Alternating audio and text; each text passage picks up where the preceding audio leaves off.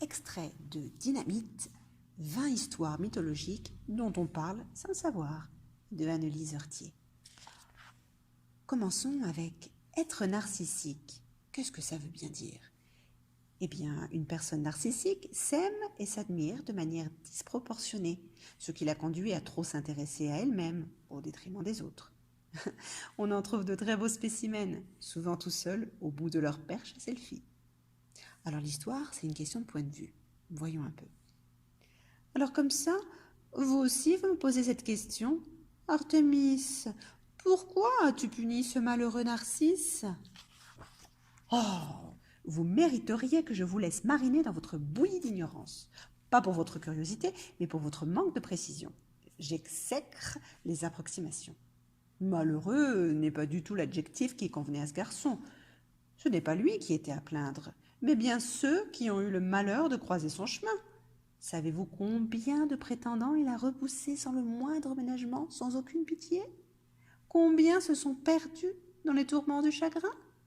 Ah oui, je sais ce que vous allez me dire. Je suis mal placée pour faire ce genre de reproches, alors que moi-même, j'ai toujours refusé les avances de qui que ce soit. Mais dans mon cas, c'est différent. Je n'ai pas à me justifier, je suis une déesse, non ? Et puis, concernant Narcisse, je n'ai rien décidé, tout était écrit. À sa naissance, un oracle avait prédit qu'il vivrait longtemps à la seule condition qu'il ne se regarde pas. Vous voyez, je ne suis que la main du destin. Oui, c'est vrai, je n'ai pas rechigné pour lui régler son compte. Et alors ? On a encore le droit d'aimer son travail, non ? Narcisse m'avait pris Écho, ma nymphe préférée. Certes, à ce moment-là, sa conversation n'était plus aussi divertissante qu'avant, mais quand même, elle m'avait fait passer tant de bons moments à me raconter les escapades de Zeus. Hélas, il a fallu qu'elle croise ce bellâtre et qu'elle en tombe immédiatement amoureuse. Et quand ce goujat l'a repoussée comme une malpropre, cette idiote s'est laissée mourir de chagrin.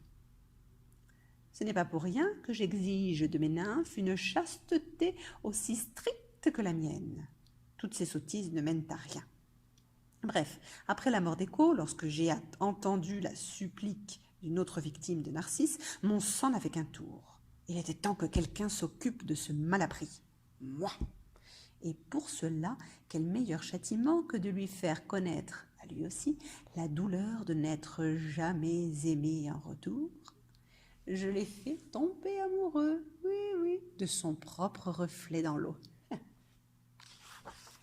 Quel amusement de voir chaque jour ce pauvre Narcisse se consumer d'amour pour lui-même, penché au-dessus d'une source. Oh, vraiment, c'était tordant.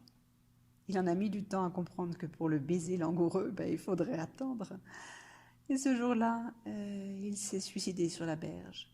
Peu importe, personne ne le regrettera. Savez-vous que la place de son corps pousse aujourd'hui des fleurs blanches qu'on appelle des narcisses ? Ah, elles sont jolies, mais tout à fait toxiques. Oui, vraiment, il vaut mieux cueillir des marguerites, je vous assure.